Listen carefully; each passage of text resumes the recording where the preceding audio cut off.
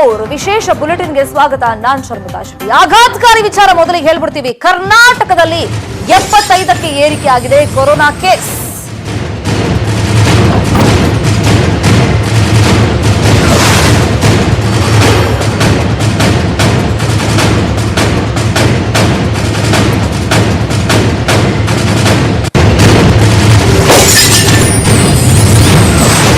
ದಿನದಿಂದ ದಿನಕ್ಕೆ ಈ ಸಂಖ್ಯೆಗಳ ಏರಿಕೆಯನ್ನು ಗಮನಿಸಿದಾಗ ನಿಜಕ್ಕೂ ಒಂಥರ ಗಾಬರಿ ಆಗುತ್ತೆ, ಆತಂಕ ಆಗುತ್ತೆ. ಇದು ಎಲ್ಲಿ ತನಕ ಹೋಗಿ ಮುಟ್ಟುತ್ತಪ್ಪ ಅಂತ. ಕರ್ನಾಟಕದಲ್ಲಿ 75ಕ್ಕೆ ಏರಿಕೆ ಆಗಿದೆ ಕೊರೋನಾ ಪಾಸಿಟಿವ್ ಕೇಸಸ್. ದಿನದಿನಕ್ಕೂ ಈ ಸಂಖ್ಯೆಯಲ್ಲಿ ಜಾಸ್ತಿ ಆಗ್ತಾ ಇದೆ. ಆರೋಗ್ಯ ಸಚಿವ ಶ್ರೀರಾಮುಲು ಈ ಬಗ್ಗೆ ಮಾಹಿತಿಯನ್ನು ಕೊಟ್ಟಿದ್ದಾರೆ. 134 ಜನರ ಪೈಕಿ 77 ಮಂದಿ ಡಿಸ್ಚಾರ್ಜ್ ಆಗಿದ್ದಾರೆ. ಇನ್ನು ಕೂಡ 2 ವಾರ ತುಂಬಾ ಮುಖ್ಯ. ಯಾರು ಕೂಡ ಮನೆಯಿಂದ ಹೊರಗಡೆ ಬರಬೇಡಿ ಅಂತ ಮನವಿ ಮಾಡ್ಕೊಂಡಿದ್ದಾರೆ. ವಿದೇಶದಿಂದ ವೆಂಟಿಲೇಟರ್, ಮಾಸ್ಕ್ ಖರೀದಿ ಮಾಡ್ತಾ ಇದ್ದೀವಿ. ಮತ್ತೆ ಜನ ಈಗ ಸಾಮಾಜಿಕ ಅಂತರವನ್ನ ಕಾಯ್ದುಕೊಳ್ಬೇಕು ಅಂತ ರಿಕ್ವೆಸ್ಟ್ ಮಾಡ್ಕೊಂಡಿದ್ದಾರೆ. ಬಟ್ ಯಾರು ಕೂಡ ಆತಂಕ ಪಡೋದು ಬೇಡ ಅಂತ ಹೇಳಿದ್ದಾರೆ. ನಾವು ಅದಕ್ಕೆ ಪದೇ ಪದೇ ಹೇಳ್ತಿರೋದು, ನೋಡಿ ನೀವು ಹೇಳಿದ್ರೆ ಮೀಡಿಯಾದವ್ರು ಹೆದರಿಸ್ತಾರೆ ಅಂತ ಅನ್ಕೊಂತೀರಾ. ಬಟ್ ಹಂಗಾಗಲ್ಲ. ಪ್ರಾಕ್ಟಿಕಲ್ ಆಗಿ ಇದೆಲ್ಲ ಆಗ್ತಾ ಇದೆ. ಈಗ ಈ ಸಂಖ್ಯೆಯನ್ನ ಕಡಿಮೆ ಮಾಡಬೇಕು ಅಂದ್ರೆ ಈಗ ನಾವು ಸರ್ಕಾರದ ಜೊತೆಯಲ್ಲಿ ಕೈ ಜೋಡಿಸ್ಬೇಕು. ಅದಕ್ಕೇನ್ ಮಾಡಬೇಕು? ಮನೆಯಲ್ಲೇ ಇರಬೇಕು ಆದಷ್ಟು, ಮತ್ತೆ ಸ್ವಚ್ಛತೆಯನ್ನ ಕಾಪಾಡಬೇಕು. ಮತ್ತೆ ಹೊರಗಡೆ ಅಗತ್ಯ ವಸ್ತುಗಳನ್ನ ಖರೀದಿ ಮಾಡೋಕೆ ಹೋದಂತ ಟೈಮ್ನಲ್ಲೂ ಕೂಡ ಸೋಷಿಯಲ್ ಡಿಸ್ಟೆನ್ಸ್ ಏನಿದೆ ಅದನ್ನ ಮೇಂಟೈನ್ ಮಾಡಲೇಬೇಕು. ಇದೆಲ್ಲವನ್ನೂ ಕೂಡ ಹೇಳಿದ್ದಾರೆ ಶ್ರೀರಾಮುಲು ಅವರು. ಅದ್ರ ಜೊತೆಯಲ್ಲಿ ಈಗ 75ಕ್ಕೆ ಏರಿಕೆ ಆಗಿದೆ.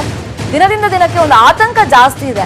ಬಟ್ ಈಗ ಕೊರೋನಾ ಬಂದ ತಕ್ಷಣ ಸತ್ತೋಗ್ಬಿಡ್ತಾರೆ ಅಂತಲ್ಲ, ಆತಂಕ ಪಡುವಂತ ಅಗತ್ಯತೆ ಇಲ್ಲ. ಬಟ್ ಆ ವೈರಸ್ ಅಟ್ಯಾಕ್ ಆಗದೆ ಇರೋ ರೀತಿಯಲ್ಲಿ ನೋಡ್ಕೊಂಡ್ರೆ ಒಳ್ಳೇದಲ್ವಾ? ಸೊ ಹಾಗಾಗಿ ಯಾರು ಕೂಡ ಮನೆಯಿಂದ ಹೊರಗಡೆ ಬರಬೇಡಿ. ಮತ್ತೆ ವಿದೇಶದಿಂದ ವೆಂಟಿಲೇಟರ್ ಮತ್ತೆ ಮಾಸ್ಕ್ ಖರೀದಿಗೆ ನಾವೆಲ್ಲ ಪ್ರಯತ್ನಗಳನ್ನ ಪಡ್ತಾ ಇದ್ದೀವಿ.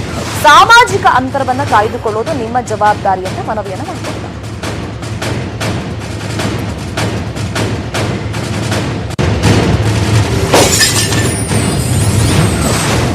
ದೇಶದಲ್ಲಿ ಕೊರೋನಾ 3ನೇ ಹಂತ ತಲುಪ್ತಾ ಇದೆ. ಒಂಥರ ಆತಂಕ ಆಗ್ತಿದೆ. ರಾಜ್ಯದಲ್ಲಿ ಲಾಕ್ಡೌನ್ಗೆ ಜನ ಸ್ಪಂದಿಸ್ತಾ ಇದ್ದಾರೆ. ಬಟ್ ಕೆಲವೊಂದಿಷ್ಟು ಜನ ಕಿಡಿಗೇಡಿಗಳು ಹೊರಗಡೆ ಬರ್ತಾ ಇದ್ದಾರೆ. ಅಂತವರ ವಿರುದ್ಧ ಕಠಿಣ ಕ್ರಮ ಆಗಬೇಕು ಅಂತ ಡಿಸಿಎಂ ಕಾರಜೋಳ ಇದೀಗ ಆಗ್ರಹವನ್ನು ಮಾಡಿದ್ದಾರೆ. ಕೊರೋನಾ 3ನೇ ಹಂತಕ್ಕೆ ಇವತ್ತು ದೇಶದಲ್ಲಿ ತಲುಪಿದೆ. ಈ ನಿಟ್ಟಿನಲ್ಲಿ ಇಡೀ ರಾಜ್ಯದಲ್ಲಿ ಜನ ಸಹಕರಿಸ್ತಾ ಇದ್ದಾರೆ. ಇವತ್ತು 144 ಸೆಕ್ಷನ್ ಹಾಕಿರ್ತಕ್ಕಂಥದ್ದು ಎಲ್ಲರೂ ಕಟ್ಟುನಿಟ್ಟಾಗಿ ಪಾಲಿಸ್ತಾ ಇದ್ದಾರೆ. ಇನ್ನು ಕೆಲವು ಕಿಡಿಗೇಡಿಗಳು ಎಷ್ಟು ಹೇಳಿದ್ರು ಕೂಡ ಪಾಲಿಸ್ತಾ ಇಲ್ಲ. ಅಂಥವ್ರ ವಿರುದ್ಧ ಕಠಿಣ ಕ್ರಮ ತಗೋಬೇಕು ಅಂತ ಹೇಳಿ ಈಗಾಗಲೇ ಜಿಲ್ಲಾಧಿಕಾರಿಗಳಿಗೆ ಮತ್ತು ಪೊಲೀಸ್ ವರಿಷ್ಠಾಧಿಕಾರಿಗಳಿಗೆ ಸೂಚನೆಯನ್ನು ಕೊಟ್ಟಿದ್ದೀವಿ. ಯಾರೇ ಇರಲಿಲ್ಲ, ಅವರು ಇವರು ಅನ್ನೋ ಪ್ರಶ್ನೆ ಇಲ್ಲ. ಕೆಎಸ್ಆರ್ಟಿಸಿ ಬಸ್ ನಲ್ಲಿ ಪ್ರಯಾಣಿಸ್ತಾ ಇದ್ದ ಇಬ್ಬರಿಗೆ ಸೋಂಕಿದೆಯಂತೆ. ಮಾರ್ಚ್ 18ನೇ ತಾರೀಕು ಬೆಂಗಳೂರಿಂದ ದಾವಣಗೆರೆಗೆ ಇವರು ಟ್ರಾವೆಲ್ ಮಾಡಿದ್ರಂತೆ. ಬಸ್ ನಂಬರ್ ಹೇಳ್ತೀವಿ, ಯಾರೆಲ್ಲ ಈ ಬಸ್ ಅಲ್ಲಿ ಟ್ರಾವೆಲ್ ಮಾಡಿದ್ರಿ ಸ್ವಲ್ಪ ಅಲರ್ಟ್ ಆಗಿ, ಒಳ್ಳೇದು. KA 57 F3802 KA 57 F3802 ಈ ನವನ್ನ ಬಸ್ ನಲ್ಲಿ ಸೋಂಕಿತ ಪ್ರಯಾಣವನ್ನ ಮಾಡಿದಂತೆ.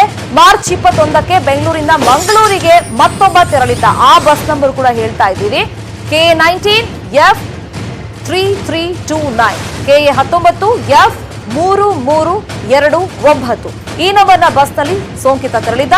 ಈ ಬಸ್ಗಳಲ್ಲಿ ಪ್ರಯಾಣಿಕರ ಮಾಹಿತಿಯನ್ನ ಸದ್ಯಕ್ಕೆ ಕೆಎಸ್ಆರ್ಟಿಸಿ ಕಲೆ ಹಾಕ್ತಾ ಇದೆ. ನೋಡಿ, ಅದಕ್ಕೆ ಪಬ್ಲಿಕ್ ಟ್ರಾನ್ಸ್ಪೋರ್ಟೇಷನ್ ಯೂಸ್ ಮಾಡುವಾಗ ನಿಗಾ ಇರಲಿ. ಸದ್ಯಕ್ಕೆಲ್ಲ ಕಟ್ ಆಫ್ ಮಾಡಿಬಿಟ್ಟಿದೆ ಸರ್ಕಾರ. ಬಟ್ ಇದಕ್ಕೂ ಮುಂಚೆ ನೋಡಿ, ಸೋಂಕಿತರು ಅವ್ರನ್ನೂ ಈಗ ದೂರಕ್ಕಾಗಲ್ಲ. ಯಾಕಂದ್ರೆ ಖುದ್ದಾಗಿ ಆ ವ್ಯಕ್ತಿಗೂ ಬಂದಿದ್ಯಾ ಬಂದಿರಲ್ವಾ ಗೊತ್ತಾಗಲ್ಲ. ಸಿಂಪ್ಟಮ್ಸ್ ಕಾಣಿಸ್ಕೊಂಡ ತಕ್ಷಣ ಅಟ್ಲೀಸ್ಟ್ ಅವಾಯ್ಡ್ ಮಾಡಬಹುದಾಗಿತ್ತು. ಅಷ್ಟೊತ್ತಿಗೆ ಆ ಲಕ್ಷಣಗಳು ಕಾಣಿಸಿದ್ಯೋ ಇಲ್ವೋ ಅದು ಗೊತ್ತಿಲ್ಲ. ಈಗ ಇಬ್ರು ಕೆಎಸ್ಆರ್ಟಿಸಿ ಬಸ್ ಬೇರೆ ಬೇರೆ ಬಸ್ ಅಲ್ಲಿ ಪ್ರಯಾಣ ಮಾಡಿರೋದು ಸೋಂಕಿತರು. ಸೊ ಹಾಗಾಗಿ ಈಗ ಆ ಬಸ್ ಅಲ್ಲಿ ಪರ್ಟಿಕ್ಯುಲರ್ ಆಗಿ ಆ ಡೇಟ್ ಅಲ್ಲಿ ಅವತ್ತು ಯಾರೆಲ್ಲ ಟ್ರಾವೆಲ್ ಮಾಡಿದ್ರು ಆ ಸೋಂಕಿತ ಇದ್ದಂತ ಬಸ್ ನಲ್ಲಿ, ಸೊ ಆ ಮಾಹಿತಿಯನ್ನ ಈಗ ಕೆಎಸ್ಆರ್ಟಿಸಿ ಡಿಪಾರ್ಟ್ಮೆಂಟ್ ಕಲೆ ಹಾಕ್ತಾ ಇದೆ.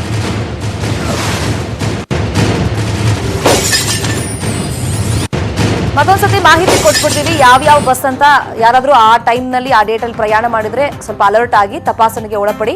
ಮಾರ್ಚ್ 18ನೇ ತಾರೀಕು ಬೆಂಗಳೂರಿಂದ ದಾವಣಗೆರೆಗೆ ಕೆಎಸ್ಆರ್ಟಿಸಿ ಬಸ್ ಟ್ರಾವೆಲ್ ಮಾಡಿತ್ತು. ಅದರಲ್ಲಿ ಸೋಂಕಿತ ಇದ್ದ. ಆ ಬಸ್ ನಂಬರ್ KA 57 F3802. ಮತ್ತೊಂದು ಬಸ್ ಹೇಳ್ತೀವಿ, ಅದು ಮಂಗಳೂರಿಗೆ ಹೋಗಿತ್ತು ಬೆಂಗಳೂರಿಂದ 21ನೇ ತಾರೀಕು. ಆ ಬಸ್ ನಂಬರ್ KA 19 F3329. ಈ ಬಗ್ಗೆ ಮತ್ತಷ್ಟು ಮಾಹಿತಿಯನ್ನು ಕೊಡ್ತಾರೆ. ಫೋನ್ ಸಂಪರ್ಕದಲ್ಲಿ ಜಾಯ್ನ್ ಆಗಿದ್ದಾರೆ ನಮ್ಮ reporter Soumya Kalasa, work from home ಇದ್ದಾರೆ. ಸೌಮ್ಯ, ಒಂಥರ ಆಘಾತಕಾರಿ ವಿಚಾರ, ಯಾಕಂದ್ರೆ ಖುದ್ದಾಗಿ ಆ ವ್ಯಕ್ತಿಗೆ ಗೊತ್ತಿತ್ತೋ ಇಲ್ವೋ ಗೊತ್ತಿಲ್ಲ, ಒಟ್ಟು ಇಬ್ರು ಸೋಂಕಿತರು ಈಗ ಬೇರೆ ಬೇರೆ ಬಸ್ ಅಲ್ಲಿ ಟ್ರಾವೆಲ್ ಮಾಡಿದ್ದಾರೆ. ಸೊ ಏನಾದ್ರು ಮಾಹಿತಿ ಸಿಕ್ಕಿದೆಯಾ, ಎಷ್ಟು ಜನ ಟ್ರಾವೆಲ್ ಮಾಡಿದ್ರು, ಏನು ಎತ್ತ ಅಂತ ಆ ಬಸ್ ಅಲ್ಲಿ ಅವತ್ತು? ಶರ್ಮಿಕಾ, ಆ ಬಸ್ ನಲ್ಲಿ ಪ್ರಯಾಣ ಮಾಡಿದಂತವ್ರು ಸೋಂಕಿತರು ಅನ್ನೋದು ಗೊತ್ತಾಗಿರೋದು ನಿಜ.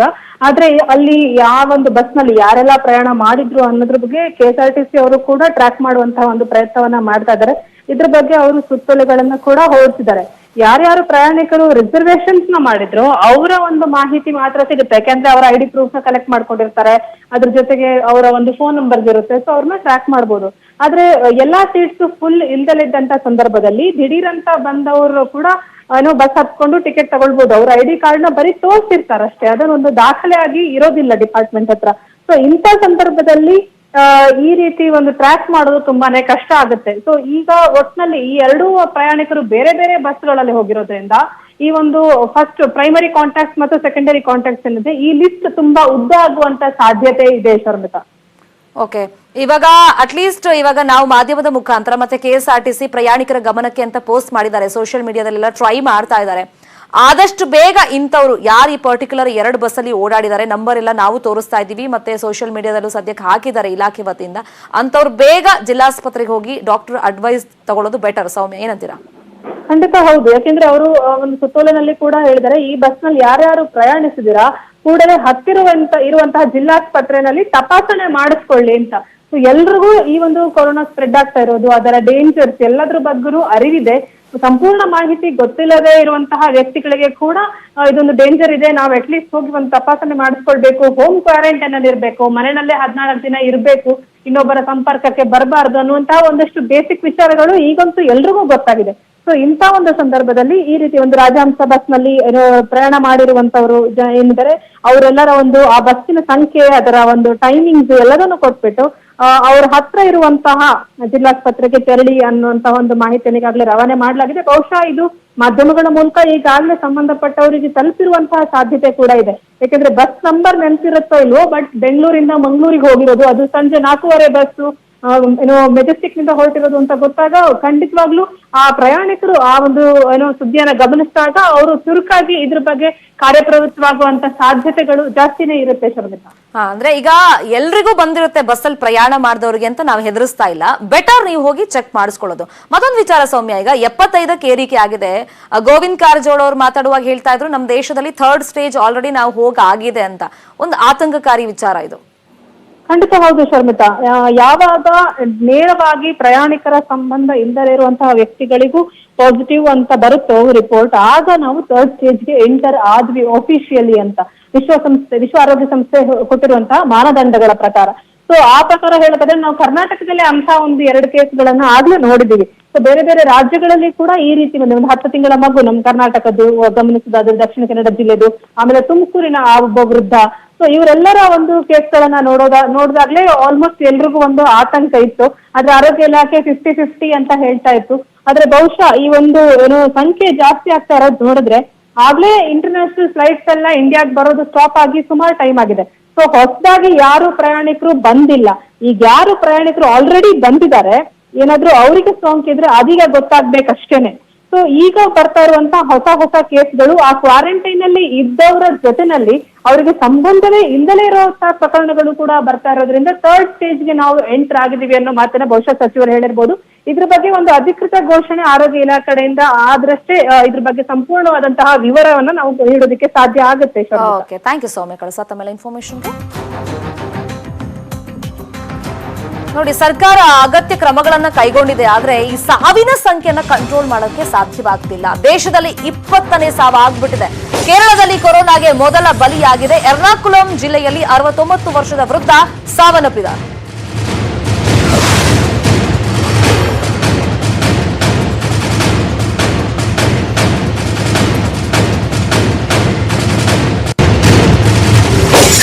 ದೇಶದಲ್ಲಿ ದಿನ ಕಳೆದಂತೆ ಈ ನಂಬರ್ಸ್ ನೋಡಿ ಜಾಸ್ತಿ ಆಗ್ತಾ ಇದೆ. ಅದಕ್ಕೆ ಹೇಳ್ತಿರೋದು, ನೀವು ಹೊರಗಡೆ ಹೋದಾಗ ಸಾಮಾಜಿಕ ಅಂತರ ಕಾಯ್ದುಕೊಳ್ಳಿ, ಮನೇಲೇ ಇರ್ರಿ, ಅಗತ್ಯ ವಸ್ತು ತರಕ್ ಮಾತ್ರ ಮನೆಯಿಂದ ಒಬ್ರು ಹೋದ್ರೆ ಸಾಕಾಗತ್ತೆ.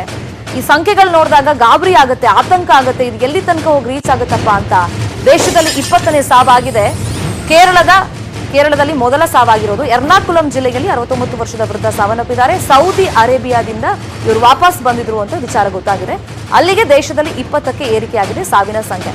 ಮತ್ತೆ ಈ ವೃದ್ಧ ಪರ್ಟಿಕ್ಯುಲರ್ ಆಗಿ ಯಾರ್ಯಾರ ಜೊತೆ ಕಾಂಟ್ಯಾಕ್ಟ್ ಅಲ್ಲಿ ಇದ್ರು, ಎಲ್ಲಿಂದ ಎಲ್ಲಿಗೆ ಟ್ರಾವೆಲ್ ಮಾಡಿದ್ರು, ಯಾವ್ಯಾವ ದಿನಾಂಕ ಹೆಂಗೆ, ಸೊ ಆ ಬಗ್ಗೆ ಟ್ರಾವೆಲ್ ಹಿಸ್ಟ್ರಿ ಬಂದ್ಮೇಲೆ ಗೊತ್ತಾಗುತ್ತೆ. ಅದಿನ್ನೆಷ್ಟು ಆತಂಕಕಾರಿ ವಿಚಾರಗಳಿದೆಯೋ ಅದರಲ್ಲಿ ಗೊತ್ತಿಲ್ಲ.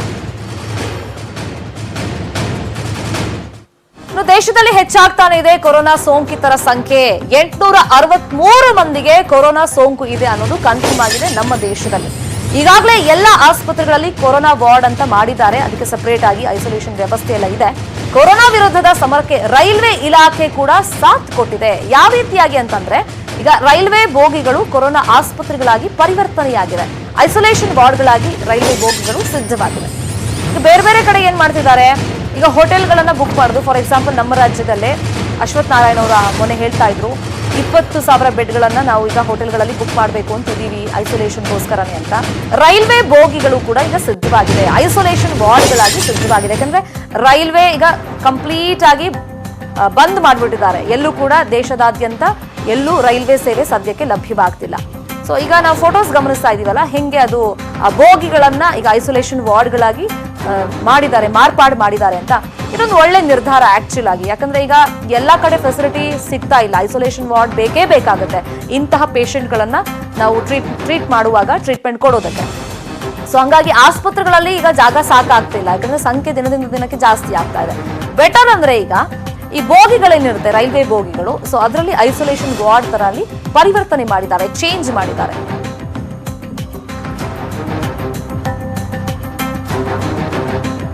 ದೇಶದಲ್ಲಿ ಸೋಂಕಿತರ ಸಂಖ್ಯೆ ಹೆಚ್ಚಾಗ್ತಾ ಇದೆ. ಈ ಫೋಟೋಸ್ ಅಲ್ಲಿ ನಾವು ಗಮನಿಸ್ತಾ ಇದೀವಿ. ಇವೆಲ್ಲ ರೈಲ್ವೆ ಬೋಗಿಗಳು, ಆಸ್ಪತ್ರೆ ಅಂತ ತಿಳ್ಕೊಬೇಡಿ.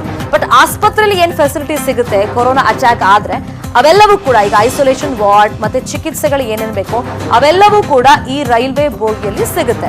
ಒಂದು ಒಳ್ಳೆ ಡಿಸಿಷನ್. ಯಾಕಂದ್ರೆ ಈಗ ಹೊರಗಡೆಯಿಂದ ನಾವು ಹೋಟೆಲ್ಗಳನ್ನ ಬುಕ್ ಮಾಡಬೇಕು ಅಂತ ಆಯಾ ಸರ್ಕಾರಗಳು ಡಿಸೈಡ್ ಮಾಡ್ಕೊಂಡಿದೆ. ಅದರಂತೆ ಒಂದಿಷ್ಟು ಸಿದ್ಧತೆಗಳು ಆಗ್ತಾ ಇದೆ. ಇದ್ರ ಮಧ್ಯದಲ್ಲಿ ಇರುವಂತ ಒಂದು ಸಂಪನ್ಮೂಲವನ್ನೇ ಹೆಂಗೆ ಬಳಕೆ ಮಾಡ್ಕೊಳ್ಬಹುದು, ಅದರಲ್ಲಿ ಈಗ ಸರ್ಕಾರ ಈಗ ಪ್ರಯತ್ನವನ್ನು ಪಡ್ತಾ ಇದೆ. ಅದರ ಒಂದು ಮೇಜರ್ ಭಾಗವಾಗಿ ರೈಲ್ವೆ ಇಲಾಖೆ ಈಗ ಕೈ ಜೋಡಿಸಿದೆ. ಸರಿ, ನಾವು ಕೊಡ್ತೀವಿ ರೈಲುಗಳನ್ನ, ಬೋಗಿಗಳನ್ನ ಯುಟಿಲೈಸ್ ಮಾಡ್ಕೊಳ್ಳಿ ಅಂತ ಇಲಾಖೆ ಹೇಳ್ತಾ ಇದ್ದಂತೆ ಅಲ್ಲಿ ಐಸೋಲೇಷನ್ ವಾರ್ಡ್ಗಳನ್ನ ಈಗ ಮಾಡ್ಬಿಟ್ಟಿದ್ದಾರೆ, ಆಲ್ರೆಡಿ ಮಾಡಿದ್ದಾರೆ. ಸೊ ಈಗ ಐಸೋಲೇಷನ್ ವಾರ್ಡ್ ಬೇಕೇ ಬೇಕಾಗುತ್ತೆ ಕೊರೋನಾ ಪೇಷಂಟ್ಗೆ ಟ್ರೀಟ್ಮೆಂಟ್ ಕೊಡೋದಕ್ಕೆ. ಸೊ ಈಗ ನಾವು ದೃಶ್ಯಾವಳಿಗಳನ್ನ ಗಮನಿಸ್ತಾ ಇದ್ದೀವಿ. ಆಗ್ಲೇ ಫೋಟೋಸ್ ತೋರಿಸಿದ್ವಿ, ಈಗ ವಿಜುವಲ್ಸ್ ತೋರಿಸ್ತಾ ಇದೀವಿ. ಸೊ ಎಷ್ಟು ನೀಟಾಗಿ ಅಲ್ಲಿ ಮೇಂಟೈನ್ ಮಾಡಿದ್ದಾರೆ ಅನ್ನೋದನ್ನ ಗಮನಿಸ್ತಾ ಇದ್ದೀವಿ. ಈಗ ಸ್ವಚ್ಛತೆಗೂ ಆದ್ಯತೆ ಕೊಡಬೇಕಾಗತ್ತೆ ಈ ಕೊರೋನಾ ಸೋಂಕಿತರನ್ನ ಟ್ರೀಟ್ ಮಾಡುವಂತ ಸಂದರ್ಭದಲ್ಲಿ. ಮತ್ತೆ ಬೇರೆ ಬೇರೆ ಅವರು ಟಾಯ್ಲೆಟ್ ಯೂಸ್ ಮಾಡಬೇಕಾಗುತ್ತೆ. ಐಸೋಲೇಷನ್ ವಾರ್ಡ್ ಜೊತೆಗೆ ಸಪರೇಟ್ ಟಾಯ್ಲೆಟ್ ಯೂಸ್ ಮಾಡಬೇಕಾಗುತ್ತೆ. ರೈಲ್ವೆ ಇಲಾಖೆ ಕೈ ಜೋಡಿಸಿದೆ, ಹಾಗಾಗಿ ಬೋಗಿಗಳಲ್ಲೇ ಐಸೋಲೇಷನ್ ವ್ಯವಸ್ಥೆ ಮಾಡಿದ್ದಾರೆ, ನೀಟಾಗಿ ಅಲ್ಲೆಲ್ಲ ಮೇಂಟೈನ್ ಮಾಡ್ತಾ ಇದ್ದಾರೆ. साइड की मिडल बर्थ को निकाल दिया गया है तथा एक्सले साइड से कम्पैक्ट बोर्ड के द्वारा पार्टीशन कर दिया गया है. इसके अलावा 4 बोतल होल्डर्स तथा 220 वोल्ट का इलेक्ट्रिक बोर्ड भी प्रोवाइड किया गया है. इस प्रकार हर कोच को 10 केबिन्स में डिवाइड किया गया है तथा हर कोच में कोच को एयर कर्टन से अलग किया गया.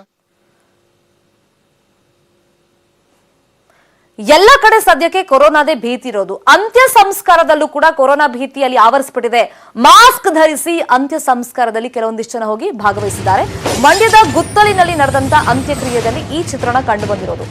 ಟವೆಲ್ ಹಾಕೊಂಡಿದ್ದಾರೆ, ಕರ್ಚೀಫ್ ಕಟ್ಕೊಂಡಿದ್ದಾರೆ. ಕೆಲವರು ಅಂತ್ಯಕ್ರಿಯೆಯಲ್ಲಿ ಈ ತರ ಅಂತರವನ್ನ ಕಾಯ್ದುಕೊಂಡಿದ್ದಾರೆ ಜನ.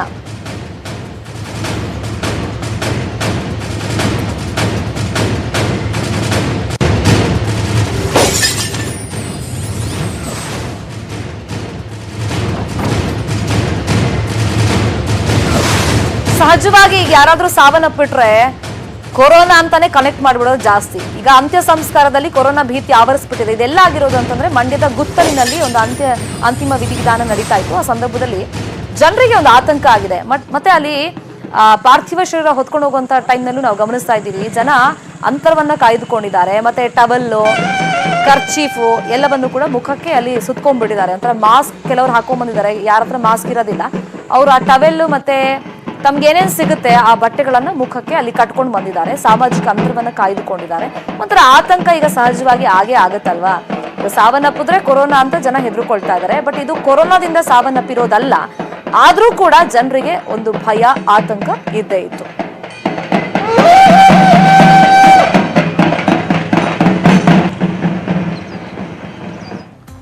ಬಾಗಲಕೋಟೆ ಜನ ಕೊರೋನಾ ಆತಂಕದಿಂದ ಏನ್ ಮಾಡಿದಾರೆ ಗೊತ್ತಾ? ರಸ್ತೆಗೆ ಕಳ್ಳುಬಟ್ಟಿಯನ್ನ ಸುರಿದಿದ್ದಾರೆ ತಾಂಡಾದ ನಿವಾಸಿಗಳು. ಬೀಳಗಿ ತಾಲೂಕಿನ ಅರಕೇರಿ ತಾಂಡಾದಲ್ಲಿ ಇಂಥದ್ದೊಂದು ಘಟನೆ ಆಗಿರೋದು.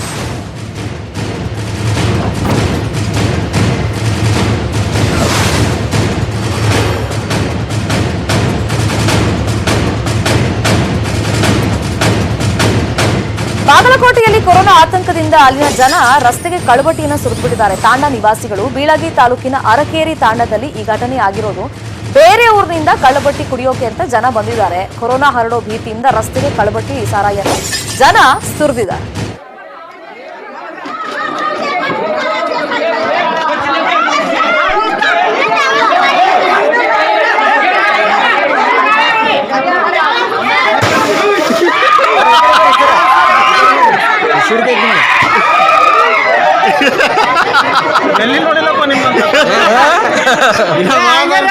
ಯುವಕರು ಒಟ್ಟರು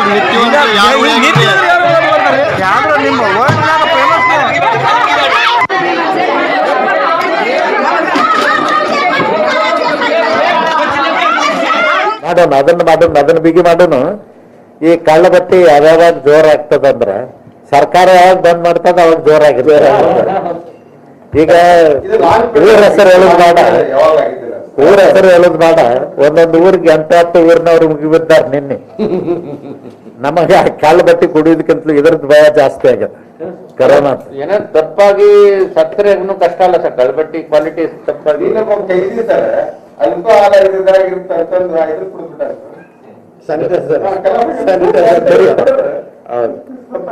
ಅಲ್ಲ, ರೆಕ್ಟಿಫೈಡ್ ಸ್ಪಿರಿಟ್ ಕೊಡ್ದಾನ ಇದ್ರಾಗ ಅಲ್ಕೋಹಾಲ್ ಇರ್ತಲ್ಲ ಸರ್.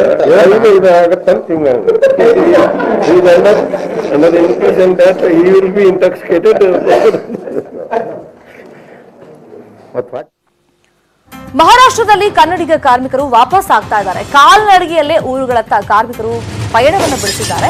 ಕರಾಡ್ನಿಂದ ಕೊಲ್ಹಾಪುರಕ್ಕೆ ವಾಹನದಲ್ಲಿ ಆಗಮಿಸಿದ್ದಾರೆ. ಕೊಲ್ಹಾಪುರದಿಂದ ಮತ್ತೆ ಬೆಳಗಾವಿಗೆ ಬರ್ಬೇಕಲ್ಲ, ಅಲ್ಲಿ ಅವ್ರಿಗೆ ಪಾಪ ವೆಹಿಕಲ್ ಫೆಸಿಲಿಟಿ ಸಿಗ್ತಾ ಇಲ್ಲ. ಸೊ ಹಾಗಾಗಿ ನಡ್ಕೊಂಡೇ ಬರ್ತಾ ಇದ್ದಾರೆ, ಪ್ರಯಾಣ ಮಾಡ್ತಿದ್ದಾರೆ. ಮತ್ತೆ ಅಲ್ಲಿನ ಸ್ಥಳೀಯರು ಆಹಾರ ಮತ್ತೆ ನೀರೆಲ್ಲ ಕೊಡ್ತಾ ಇದ್ದಾರಂತೆ.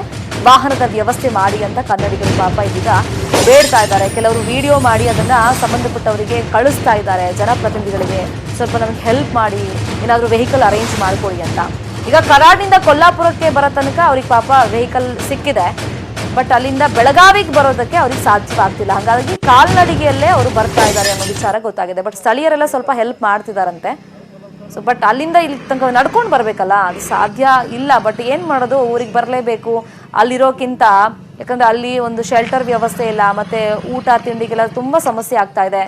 ಸರಿ ನಡ್ಕೊಂಡಾದ್ರೂ ಪರವಾಗಿಲ್ಲ, ಹೋಗ್ಬಿಡೋಣ ಅಂತ ಹೊರಟಿದ್ದಾರೆ ಅವರು. ಕೊರೋನಾ ವೈರಸ್ ಭೀತಿ ಹಿನ್ನೆಲೆಯಲ್ಲಿ ದೇಶವನ್ನ ಲಾಕ್ಡೌನ್ ಮಾಡಿರ್ತಕ್ಕಂಥದ್ದು. ಇದರಿಂದ ಕರ್ನಾಟಕ, ಮಹಾರಾಷ್ಟ್ರ, ಗೋವಾ ಗಡಿಯಲ್ಲಿ ತೀವ್ರ ಸಮಸ್ಯೆ ಉಂಟಾಗಿದೆ. ನೂರಾರು ಜನ ಈಗ ನಡೆದುಕೊಂಡೇ ತಮ್ಮ ಊರು ಸೇರುವಂತಹ ಸ್ಥಿತಿ ನಿರ್ಮಾಣವಾಗಿರ್ತಕ್ಕಂಥದ್ದು. ನೋಡಬಹುದು ನಾವು ಬೆಳಗಾವಿ ಹೊರವಲಯದಲ್ಲಿ ದೃಶ್ಯಗಳಿದು.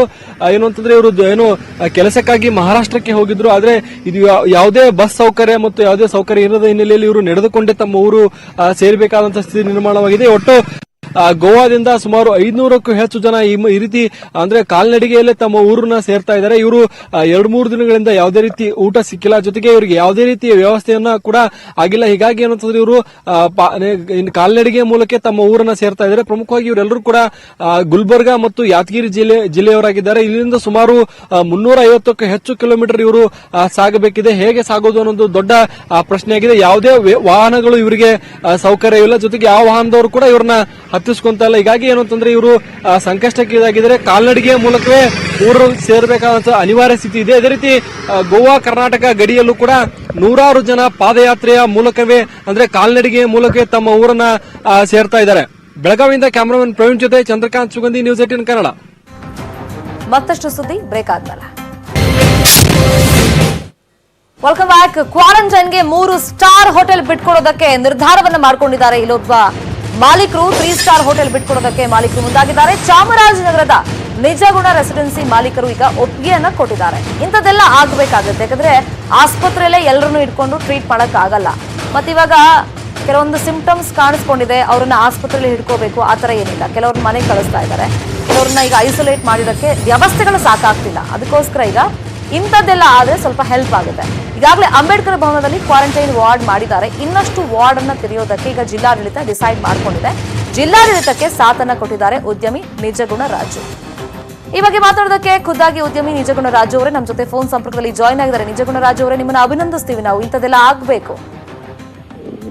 ಇದರಲ್ಲಿ ಅಭಿನಂದಿಸದಂತದ್ದೇನಿಲ್ಲ ಮೇಡಮ್. ಸಮಾಜ ನಮ್ಗೆ ಎಲ್ಲವೂ ಕೊಟ್ಟಿದೆ. ನಾವು ಸಮಾಜಕ್ಕೆ ಇಂಥ ಒಂದು ಸಂಕಷ್ಟ ಪರಿಸ್ಥಿತಿನಲ್ಲಿರ್ತಕ್ಕಂಥ ಸಂದರ್ಭದಲ್ಲಿ ದೇಶ ಇದು ಇಳಿ ವಯಸ್ಸಿನಲ್ಲಿ ಈ ದೇಶದ ಪ್ರಧಾನಿ ಮತ್ತೆ ಮುಖ್ಯಮಂತ್ರಿಗಳು ಇಷ್ಟೊಂದು ಉತ್ಸುಕರಾಗಿ ಕೆಲಸ ಮಾಡ್ತಾ ಇರ್ಬೇಕಾದ್ರೆ ನಮ್ದೇನು ಅಂತದ್ದೇನು ಅನ್ಸಲ್ಲ. ಈಗ ಆಲ್ರೆಡಿ ನಮ್ದು ಲಾಕ್ ಡೌನ್ ಇದೆ, ಹೋಟೆಲ್ ಬಂದಿದೆ. ಇಂಥ ಒಂದು ಒಳ್ಳೆ ಕೆಲಸಕ್ಕೆ ಉಪಯೋಗಿಸ್ಕೊಳ್ಳೋದ್ರಲ್ಲಿ ಒಂದು ಅರ್ಥ ಇದೆ ಅಂತಕ್ಕಂಥ ಭಾವನೆಯಲ್ಲಿ ನಾನು ಇದನ್ನ ಕೊಟ್ಟಿದ್ದೀನಿ. ಓಕೆ, ಅಂದ್ರೆ ಈಗ ಎಷ್ಟು ರೂಮ್ಸ್ ಇದೆ ಇದು? 3 ಸ್ಟಾರ್ ಹೋಟೆಲ್ ಎಷ್ಟು ಹೋಟೆಲ್ಸ್? 2 ಪ್ರಾಪರ್ಟಿ ಇದೆ. 2 ಪ್ರಾಪರ್ಟಿ, ಒಂದು ಪ್ರಾಪರ್ಟಿ 32 ರೂಮ್ಗಳು. ನಮ್ಮ ಚಾಮರಾಜನಗರದಲ್ಲಿ ಈ ಲಗಾಯ್ತು, ಯಾವ್ದು ಪಾಸಿಟಿವ್ ಕೇಸಸ್ ಇಲ್ಲ.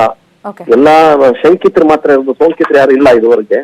ಶಂಕಿತರುಗಳು ಯಾರ್ಯಾರಿದ್ದಾರೆ ಅವ್ರನ್ನ ಈಗಾಗಲೇ ಅಂಬೇಡ್ಕರ್ ಭವನದಲ್ಲಿ ವ್ಯವಸ್ಥೆ ಮಾಡಲಾಗಿದೆ.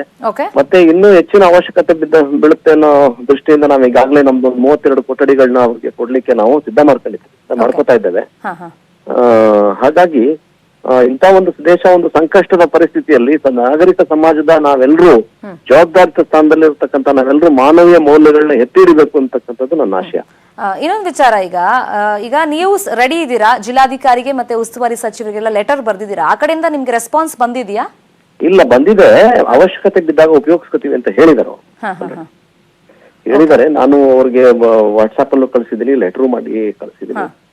ಅವರು ಅವಶ್ಯಕತೆ ಬಿದ್ದಾಗ, ಈ ಸದ್ಯದ ಪರಿಸ್ಥಿತಿನಲ್ಲಿ ನಮ್ಮ ಜಿಲ್ಲೆನಲ್ಲಿ ಅಷ್ಟೊಂದು ಪ್ರಮಾಣದಲ್ಲಿ ಶಂಕಿತರು ಇಲ್ಲ. ತುಂಬಾ ನಮ್ಮ ನಿರ್ಬಂಧ ಹೇರಿದ್ದಾರೆ. ಸಾಕಷ್ಟು ಜಿಲ್ಲಾಧಿಕಾರಿಗಳು, ಜಿಲ್ಲಾ ಆರೋಗ್ಯಾಧಿಕಾರಿಗಳು ಮತ್ತೆ ಉಸ್ತುವಾರಿ ಸಚಿವರು ಬಹಳ ಕಟ್ಟುನಿಟ್ಟಿನ ಕ್ರಮ ಕೈಗೊಂಡು ಕೆಲಸ ಮಾಡ್ತಾ ಇದ್ದಾರೆ. 2 ಗಡಿ ಭಾಗಗಳ, ಇದು ಕೇರಳ ಗಡಿ ಮತ್ತೆ ತಮಿಳುನಾಡು ಗಡಿ ಭಾಗದಲ್ಲಿ ಇದ್ರೂ ಸಹ ಬಹಳ ಅವರು ಶ್ಲಾಘನೀಯವಾದಂತ ಕೆಲಸವನ್ನ ಮಾಡ್ತಾ ಇದ್ದಾರೆ. ಅದ್ರಲ್ಲಿ ಯಾವುದೇ ಸಂದೇಹ ಇಲ್ಲ. ಹಾಗಾಗಿ ನಾವು ಇನ್ನು ಹೆಚ್ಚು ಅವಶ್ಯಕತೆ ಬಿದ್ರೆ 3 ಹೋಟೆಲ್ಗಳನ್ನು ಸಹ ನಾವು ಅದು ಕೊಡ್ಲಿಕ್ಕೆ ನಾವು ಸಿದ್ಧರಿದ್ದೇವೆ. ಇವಾಗ ಅವ್ರು ನೋಡೋಣ, ಅವಶ್ಯಕತೆ ಬಿದ್ರೆ ಈ ಹೋಟೆಲ್ಗಳನ್ನ ನಾವು ಪಡ್ಕೊಳ್ತೀವಿ, ಜಿಲ್ಲಾಡಳಿತ ಯೂಸ್ ಮಾಡ್ಕೊಳ್ಳುತ್ತೆ ಅಂತ ಹೇಳಿದ್ದಾರೆ.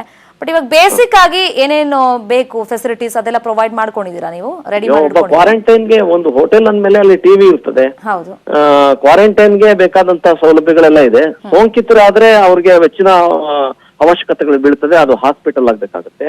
ಈಗಾಗಲೇ ಮೆಡಿಕಲ್ ಕಾಲೇಜ್ ಹಾಸ್ಪಿಟಲ್ ವಾರ್ಡ್ಸ್ ಇದೆ, ಜಿಲ್ಲಾಸ್ಪತ್ರೆ ಇದೆ, JSS ಆಸ್ಪತ್ರೆ ಇದೆ, ಇನ್ನು ಪ್ರೈವೇಟ್ ಹಾಸ್ಪಿಟಲ್ಗಳಿದೆ. ಸೋಂಕಿತರನ್ನೆಲ್ಲ ಅಲ್ಲಿ ಒಂದು ಕ್ವಾರಂಟೈನ್ಸ್ ಮಾತ್ರ ಇಲ್ಲಿ ಮೇಂಟೈನ್ ಮಾಡ್ಲಿಕ್ಕೆ ಅತಿ ಹೆಚ್ಚಿನ ರೂಮ್ಗಳ ಅವಶ್ಯಕತೆ ಇದೆ. ಹಾಗಾಗಿ ನಾವು ಅದನ್ನ ಈಗ ಯಾವ ಸ್ಥಿತಿನಲ್ಲಿದೆ ಅದೇ ಸ್ಥಿತಿನಲ್ಲಿ ಅವ್ರು ಕೊಡ್ತಾ ಇದ್ದೀವಿ. ಅದು ಕ್ವಾರಂಟೈನ್ಗಳಿಗೆ ಸಾಕಾಗುತ್ತೆ ಅಂತ ನನ್ನ ಭಾವನೆ. ಓಕೆ, ಒಳ್ಳೆ ಕೆಲಸ ಮಾಡಕ್ ಹೊರಟಿದ್ದೀರಾ. ಮತ್ತೆ ಇದು ಇನ್ನಷ್ಟು ಜನರಿಗೆ ಮಾದರಿ ಆಗ್ಲಿ, ಇನ್ಸ್ಪೈರ್ ಮಾಡ್ಲಿ ಅಂತ ನಾವು ಆಶಿಸ್ತೀವಿ. ಥ್ಯಾಂಕ್ ಯು ಸೋ ಮಚ್ ಮಾತಾಡಿದಕ್ಕೆ. ಇದು ಸದ್ಯದ ನ್ಯೂಸ್ ಅಪ್ಡೇಟ್. ನೋಡ್ತಾರೆ ನ್ಯೂಸ್ 18 ಕನ್ನಡ. ಜಾಲ ನಮ್ಮದು, ಬಲ